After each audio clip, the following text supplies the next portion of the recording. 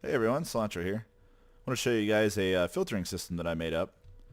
It's all based around hoppers. Hoppers allow items to pass through them, whether they come in through the top or items are pulled out from different directions. I'm not going to talk too much about exactly how hoppers work, 'cause I feel like most people have already had some exposure to them.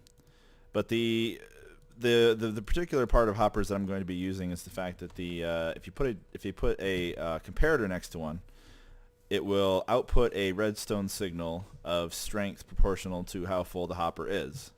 So this hopper has 1.5 stacks.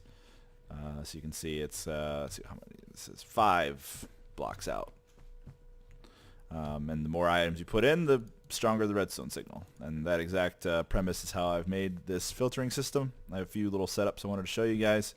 This first one here is not super pretty, but it is able to be placed directly next to each other. The way this filter works is you put in the item you want to filter in a hopper beneath a main hopper line. You can see all these hoppers up here are feeding into each other. You have a hopper that's feeding out of it that actually directs somewhere else. This is actually pretty important from my testing.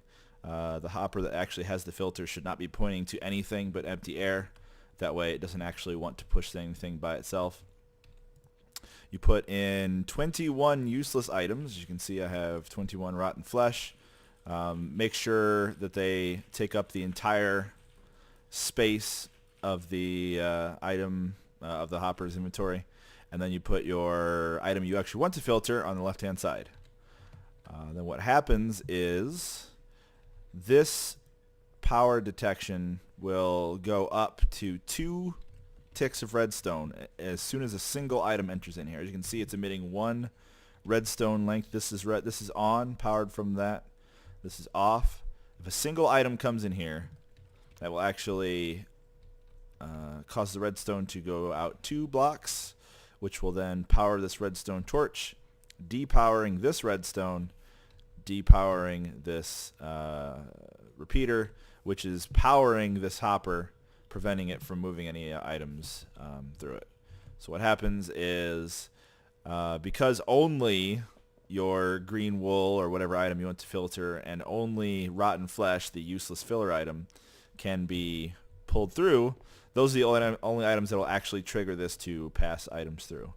As you can see, this design can actually be duplicated in an alternating flipping manner, I guess, if you will. Every other block on every other side of it. It's a little space consuming, but it gets the job done. If I put a few of these items in here, you'll see the filter works quite well. I have filters set up for all of them. Now there is one thing you have to be wary of when you're using this type of filter. You'll see that the redstone torch flickers, and you will hear it hiss. This torch is technically burning out, but because it's receiving power on a regular basis, it doesn't actually cause any problems. If anything, it's kind of cool that you get to hear a sound effect as the filter is actually working. It's a slight flaw with the way that this particular one is designed. You can also see here that you can actually put a blinking indicator light powered by that item as well. I will get more into that as I get to this one. But if we look over here, the only item that didn't get filtered out was the black wool, as none of these filters actually are set for black wool. So we have red wool, we have blue wool for that filter, yellow, and green. The only item that didn't get put anywhere else was the black, which there is no filter for. As you can see, the red wool, the blue wool, the yellow wool, and I believe I also put green in. I didn't put any green in, okay. But the rest of them made it without a problem.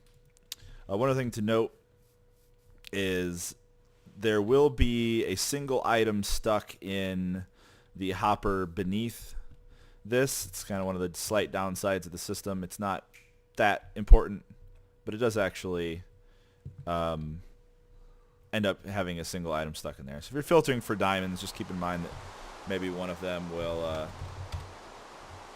end up being stuck in there. So I also have a second one set up here. It's pretty much the same design. You have your comparator pulling the signal to a redstone, to a piece of redstone, to a repeater back into the tube. But this time, I have it attached to an array of chests. Each one, these two are almost directly adjacent to each other. There's a little bit of a space in between.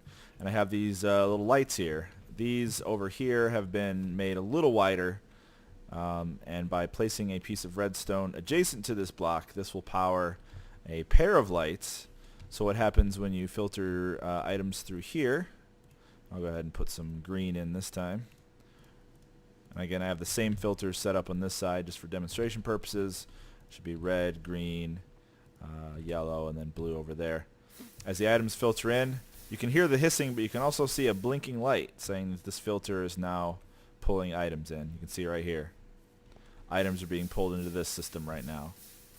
Next will be these right here. Items will be pulling into this system now. And last but not least will be over here.